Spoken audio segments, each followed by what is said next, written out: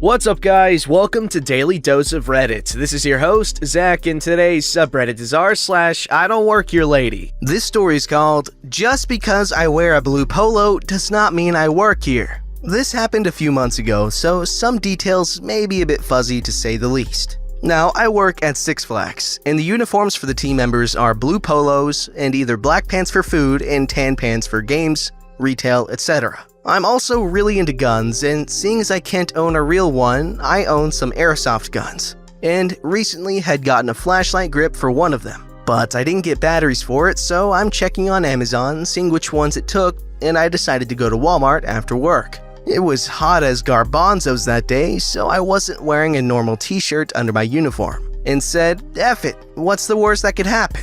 I was also listening to music. I walk in and go over to the batteries at the front and can't find them. So I decided to go to the back of the store to see if there were any back there. Sure enough, there are, so I grab them and afterwards go to the board games to see if I could find Uno Flip. I did and grabbed that and started to head to where the shaving cream was. Then this lady comes down the aisle. "Excuse me." I'm lip-syncing country music while looking for sensitive shaving gel. "Hello?" She snapped her fingers. I'm still lip-syncing country music.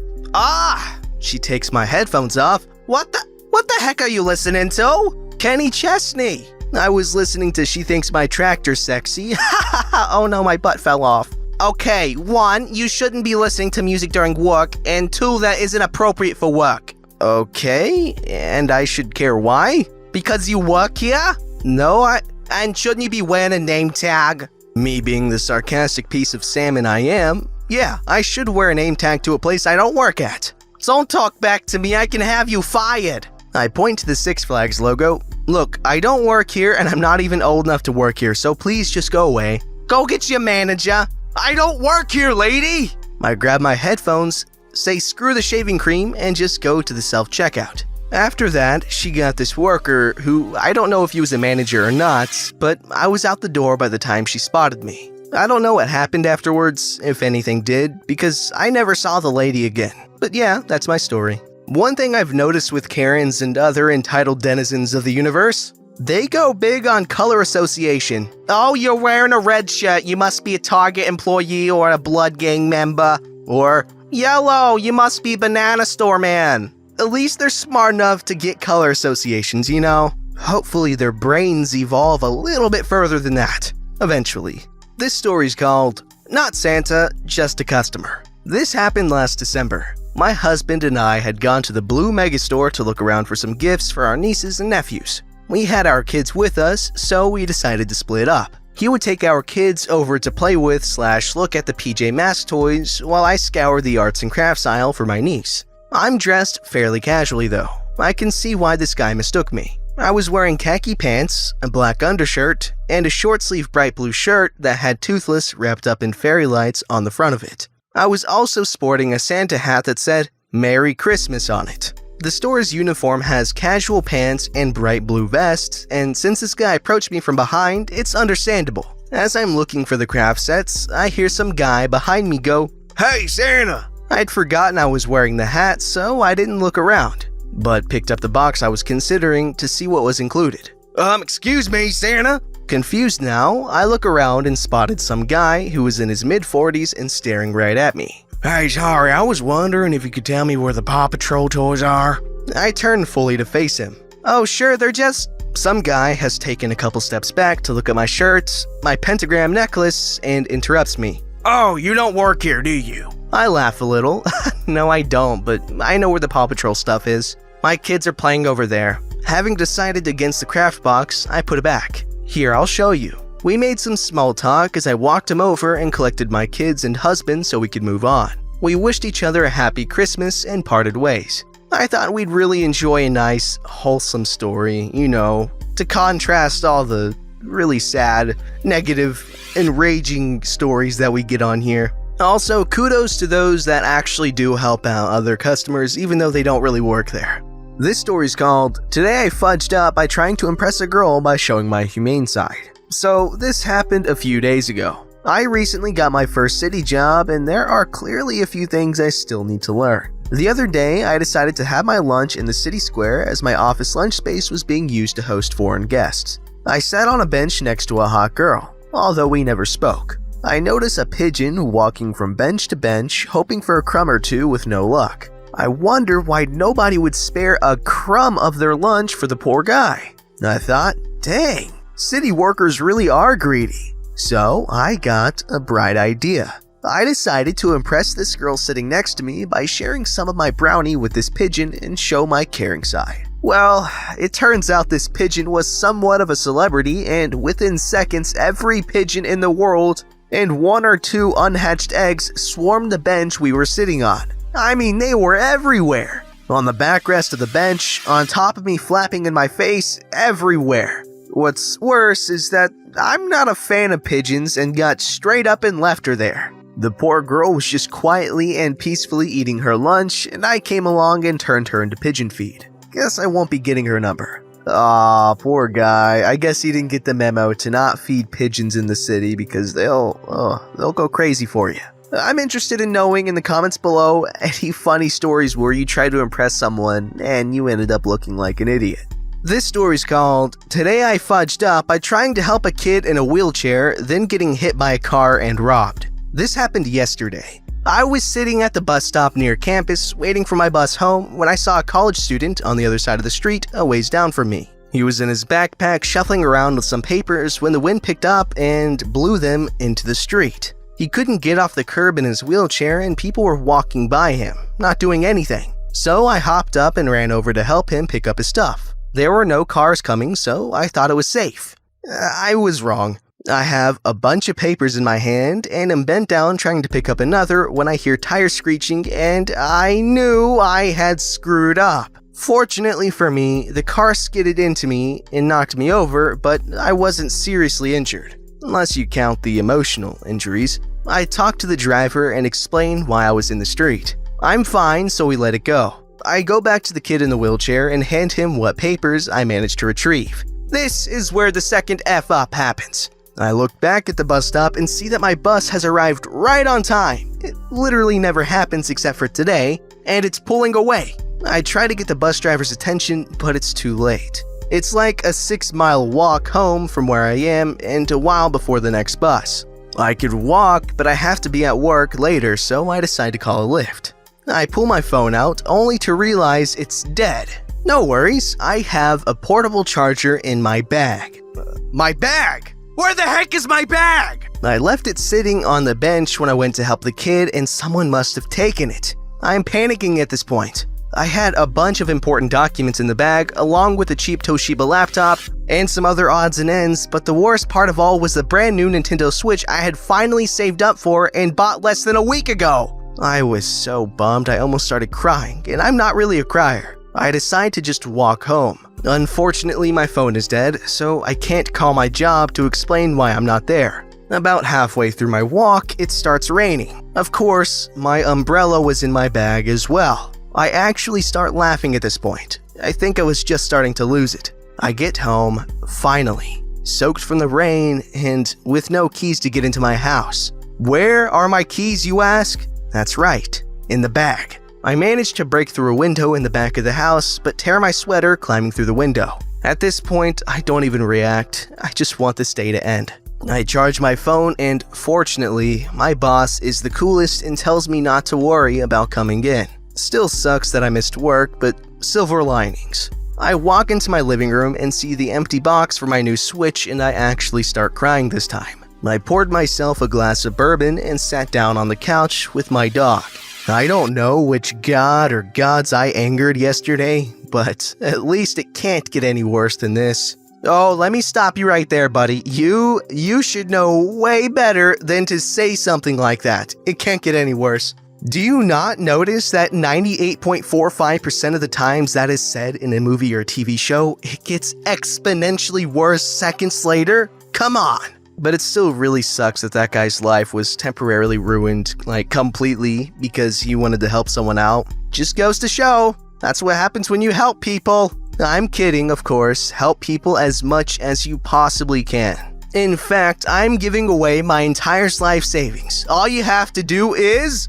Alright, here is a huge story called Today I Fudged Up by Forgetting I Secretly Made a Portrait of the Girl I Loved. Happened a few hours ago. I don't know if I'll survive the coming week when my dad gets home. So it's Diwali this month here in India, and as per tradition, we clean the entire house down to every single drawer and every single cupboard, every piece of crockery, and other things implying the word meticulous in its truest sense. Since Diwali is on the 29th of this month, there's still a lot of time to get done with the yearly cleaning up, but this year, Mom decided to start early because my sister and my dad wouldn't be at home for the week. So she gets the entire house to herself, except me taking up a small spot to study or browse through Reddit and Instagram. I also help her out as much as I can so that her burden is eased. But she actively refuses any help I offer as she likes doing this stuff alone. Anyway, so she starts the cleanup in my room. This includes everything, from wiping walls with cleaning agents to washing the curtains.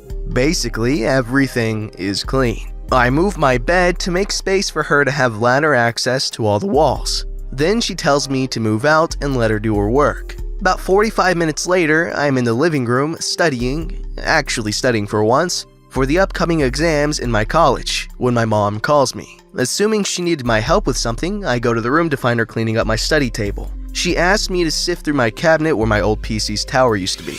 Ever since that trucking potato left this earthly plane, for good, which was 1.5 years ago, I used that particular file cabinet to store my project files, assignments, and artwork. She wanted me to segregate all the papers I didn't need anymore so that they could be sent for recycling. I like sketching and making stencils of things, and I feel proud to say that I'm also fairly good at it. Going back to 2016 for the background story, I was fresh out of Class 10. In the Indian schooling system, passing Class 10 is considered matriculating from school and being eligible for junior colleges. And after passing a 2-year course in said junior colleges, you become eligible for actual colleges. I had joined some coaching classes to help with the new syllabus, and a very close girl friend of mine, named Isha here, was also in the same institution, although in a different batch with a different stream of subjects. I regarded her as a sister and loved her like one too. She's told me there's a girl, let's call her Aditi, who lives in her building, who was also in her batch.